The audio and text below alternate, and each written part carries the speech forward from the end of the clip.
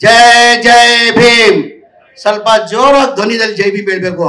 ಇವತ್ತು ತಮ್ಗೆಲ್ಲ ಗೊತ್ತಿದ್ದಂಗೆ ಇವತ್ತು ಬಾಬಾ ಸಾಹೇಬ್ ಅಂಬೇಡ್ಕರ್ ಸಂವಿಧಾನ ಕೊಟ್ಟಿಲ್ಲ ಅಂದ್ರೆ ನೀವು ಅಲ್ಲಿ ಕೂರಕ್ ಆಗ್ತಾ ಇಲ್ಲ, ನಾನು ಇಲ್ಲಿ ಮಂತ್ರಿಯಾಗೆ ನಿಲ್ಲಕ್ ಸಾಧ್ಯ ಆಗ್ತಾ ಇಲ್ಲ. ಇವತ್ತು ಬಾಬಾ ಸಾಹೇಬ್ ಅಂಬೇಡ್ಕರ್ ಕೊಟ್ಟಿದ್ದಕ್ಕೆ ಸಂವಿಧಾನ ಕೊಟ್ಟಿದ್ದಕ್ಕೆ ಕಾರಣಕ್ಕೆ ನೀವು ಅಲ್ಲಿ ಕೂತಿದ್ದೀರಾ, ನಾನು ಇಲ್ಲಿ ಮಂತ್ರಿಯಾಗಿ ಇವತ್ತು ನಿಂತಿದ್ದೀನಿ. ಹಾಗಾಗಿ ನಮ್ಮ ಕರ್ತವ್ಯ ಧರ್ಮ ಆಗ್ತಾನೆ ಜೋರಾಗಿ ಜೈ ಭೀಮ್ ಹೇಳೋದು. ಜೈ ಭೀಮ್, ಜೈ ಭೀಮ್, ಜೈ ಜೈ ಭೀಮ್.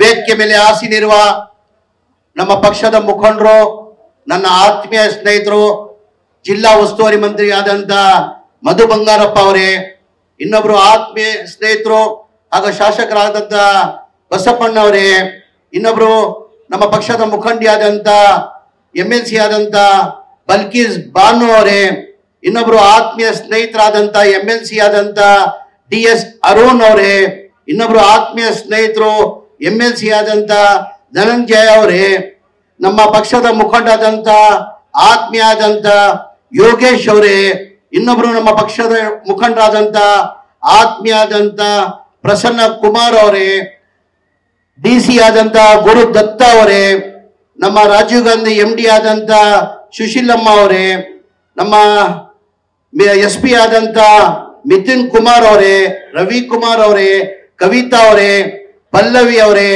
ವೇದಿಕೆ ಮೇಲೆ ಆಸೀನರು ಎಲ್ಲ ಆತ್ಮೀಯ ಸ್ನೇಹಿತರು, ಇಲ್ಲಿಂದ ಎಲ್ಲ ಆತ್ಮೀಯರೇ, ಎಲ್ಲ ಸದಸ್ಯರೇ, ಎಲ್ಲ ಮೆಂಬರ್ ಸದಸ್ಯರೇ, ಬಹಳ ವರ್ಷದಿಂದ ಕನ್ಸಿತ್ತು. ಇವತ್ತು ಆ ಕನ್ಸನ ನೆನ್ಸಾಗಿದೆ ಅಂತ ನಾನು ಭಾವಿಸ್ತಾ ಇದ್ದೀನಿ. ನನ್ನ ಅನಿಸಿಕೆ ಚೆನ್ನೈ ಅವ್ರು, ನಾವು ಯಾವತ್ತವರು ಚೆನ್ನೈ ಸಾಹೇಬ್ರು ಅಂತಾನೆ ಕರೆಯೋದು ನಾವು. ಬಹಳ ಸತಿ ನನಗೆ ಯಾವಾಗ ಅಸೆಂಬ್ಲಿ ಇದೆ ಆವಾಗ ಬಂದು ನಾನು ಬಹಳಷ್ಟು ಒತ್ತಡಗಳು ಮಾಡಿ ಒಂದ್ 2-3 ಮೀಟಿಂಗ್ ಅನ್ನ ಮಾಡಿದೀವಿ. ಅದ್ರ ಜೊತೆಯಲ್ಲಿ ಮನೆಯ ಈಶ್ವರಪ್ಪ ಅವನು ವಿಧಾನಸೌಧ ಹೊರಗೆ ಗಲಾಟೆ ಆಚೆನು ಗಲಾಟೆ. ಆಮೇಲೆ ಈಶ್ವರಪ್ಪ ಅವ್ರ ಮನೆಯ ಮಾಜಿ ಮಂತ್ರಿಗಳು ನನ್ನ ಆತ್ಮೀಯ ಸ್ನೇಹಿತರು, ಅವರು 2-3 ಸತಿ ಒಂದ್ಸತಿ ವಿಧಾನಸೌಧಕ್ಕೆ ಬಂದಿದ್ರು. ಇದೇ ಕೆಲ್ಸಕ್ಕೆ ವಿಧಾನಸೌಧಕ್ಕೆ ಬಂದ್ರು, ಅವರು ಕೇಳ್ಕೊಂಡಿದ್ರು.